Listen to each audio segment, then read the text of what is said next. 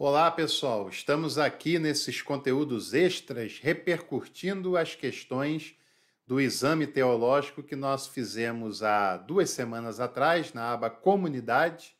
E a gente aproveita não só para dar a resposta correta, porque o próprio sistema já dá, mas também para aprofundar outras questões da teologia e ajudar você que quer mais conhecimento, quer mais conteúdo e quer conhecer mais e melhor a teologia.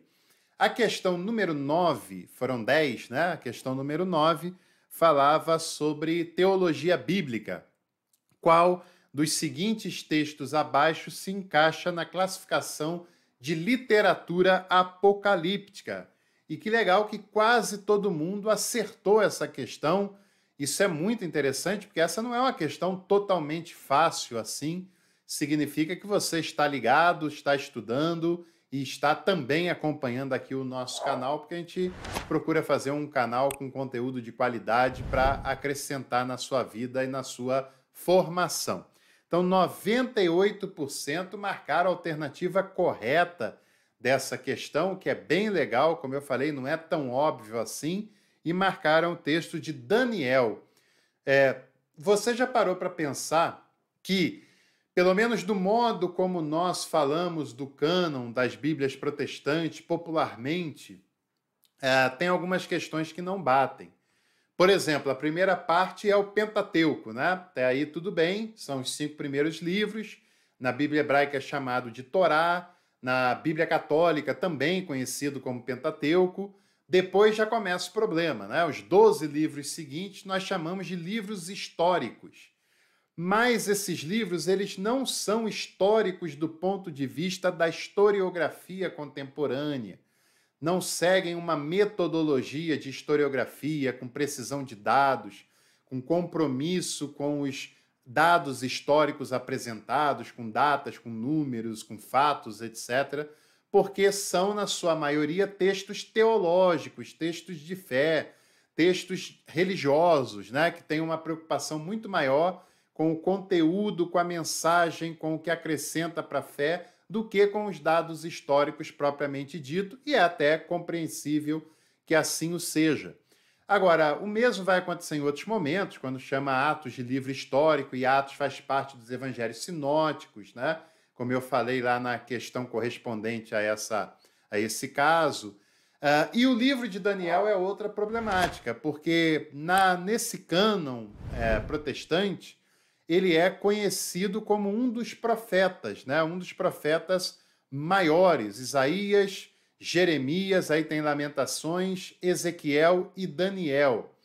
Daniel tem um problema, ser classificado como profeta maior. Primeiro que ele é até menor do que o livro de Oséias, que é classificado como profeta menor, né?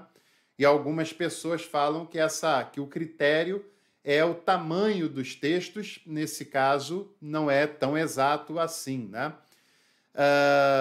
E aí Daniel também não cabe muito bem como profeta, porque a tônica e a construção do seu livro não tem as mesmas características que a construção dos livros de profetas, porque o seu texto é um texto de literatura apocalíptica, como vocês mesmos marcaram aqui na questão número 9.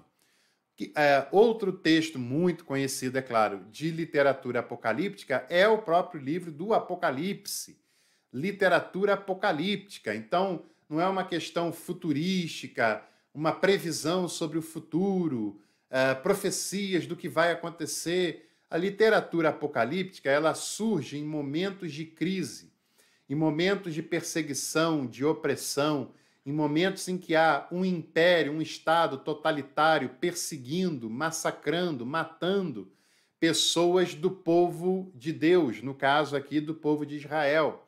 Momento de angústia, de perseguição, lá no Apocalipse, no caso, o Império Romano oprimia o povo cristão, né?